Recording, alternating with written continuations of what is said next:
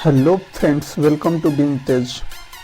आज हम Napoleon Hill के द्वारा लिखे गए think and grow rich book के बारे में बात करेंगे। ये बुक में नहीं तो कोई रिच बनने का मैकेनिज्म दिया गया है, नहीं तो फाइनेंस इन्वेस्टिंग का नॉलेज दिया गया है। इस बुक को देखते हमारे माइंड में भी यही आया था कि ये बुक फाइनेंस नहीं तो इन्वेस्टिंग पर होगा, पर ऐसा नहीं था। इस बुक में आदमी के थिंकिंग के बारे में बताया गया है, कैसे कोई पर्सन अपने माइंड को ट्रेंड कर सक्सेस बनता है। इस बुक को लिखने से पहले लगभग 500 अमेरिकन रिचेस्ट पर्सन का थिंकिंग को लिया गया है, जो सभी में ऑलमोस्ट कॉमन था। First, desire. The starting point of all the achievement is desire. Keeping this constantly in mind. Weak desire brings weak result, just as a small fire makes a small amount of heat. बोलते हैं कोई भी achievement का starting point Dzire यानी इच्छा होती है, जो कि हमेशा अपने माइंड में चलती रहती है। अगर छोटा डिजायर होगा तो छोटा रिजल्ट मिलेगा, बड़ा डिजायर होगा तो बड़ा रिजल्ट मिलेगा। जैसे छोटे आग के तिनके से कम हीट मिलता है, बट उसी छोटे तिनके को बर्निंग डिजायर में कन्वर्ट कर सक्सेस की ओर बढ़ा जा सकता है। मेनली 3 टाइप्स ऑफ डिजायर को डिस्कस किया गया है।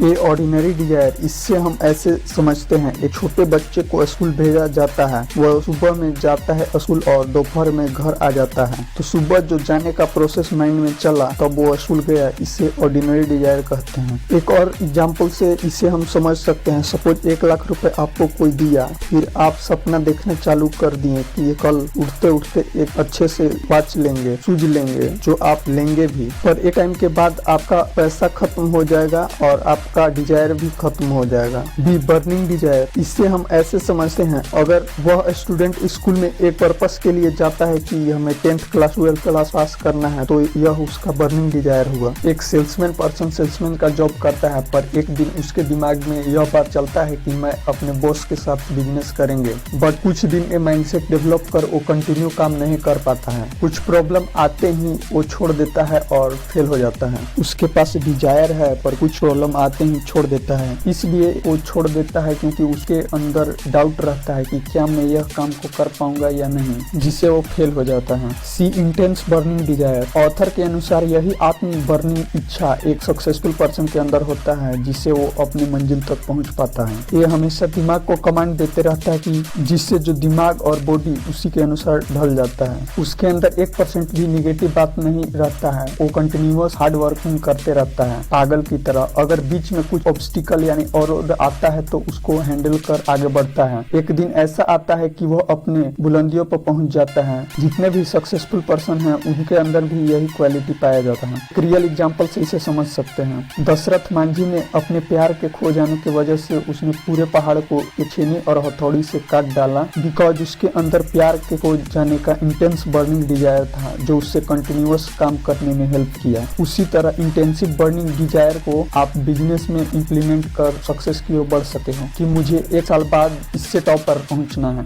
आप ऑलवेज मनी के बारे में नहीं सोचो, आप अपने प्रोडक्ट को स्किल अप करने पर ध्यान दो, नहीं तो आप पैसा के पीछे प्रोडक्ट खराब कर दोगे, जिससे आपका लॉस ही लॉस हो जाएगा। आप प्रोडक्ट को इम्प्रूव करो ताकि सक्सेस की बुलंदियों पर पहुंच पाओ। Second, auto suggestion. आप अपने गोल को, डिजायर यानी इच्छा को लिखते रहो, इसके बारे में सोचते रहो ताकि हमारा माइंड एक ही चीज पर फोकस कर पाए। उससे रिलेटेड मूवी देखो, बुक्स पढ़ो, जिससे आपको और एज मिले। जो आपको करना है उस पर आप फुल्ली फोकस हो जाओ। फॉर एग्जाम्पल, आपके दिमाग में एक इंटेंसिव बर्निंग डिजायर है कि हमें गेम में एक्सीलेंस को अचीव करना है। जो हो जाए आप उसके लिए सेक्रीफाइस करो। एक समय ऐसा आएगा कि आपके बैक ऑफ द माइंड में अपनी डिजायर चलता रहेगा। अपने डिजायर को एटलीस्ट 2 बार पढ़ो ताकि आपका माइंड सजेस्ट करे कि हमें क्या करना है और क्या नहीं करना है, यानी आपका माइंड अपने डिजायर के अनुसार इंक्लाइंड हो जाएगा। Third, persistence. आपके अंदर बहुत बार ये आएगा कि हम इस काम में सक्सेसफुल नहीं बन सकें क्योंकि आपके पास एक प्रॉब्लम क्रिएट हो गया जिससे आपको आगे बढ़ने में दिक्कत आ रही है, तो आप इस काम को ही छोड़ देते हो। बल्कि अगर आप एक स्टेप आगे बढ़ो तो वो प्रॉब्लम यूं ही सॉल्व हो जाता है। For example, million people Henry Ford के अचीवमेंट को देखते हैं ओनली, बट जब फोर्ड कार ने डिजायर किया था कि V8 मोटर मोटर को बनवाएंगे जिसमें 8 सिलेंडर होगा। उसने अपने इंजीनियर को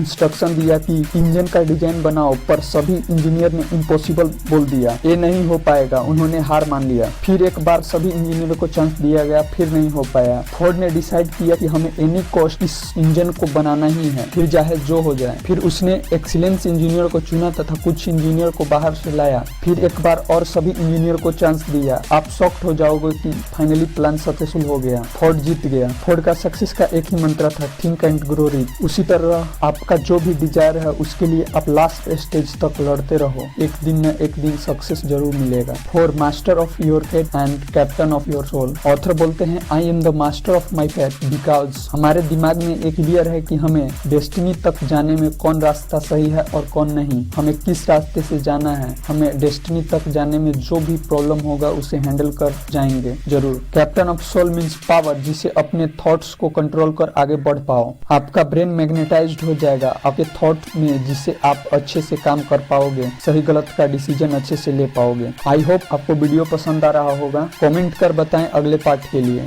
इसी प्रकार के वीडियो देखने के लिए बिन तेज को लाइक, कमेंट एंड सब्सक्राइब करें। Thank you for watching.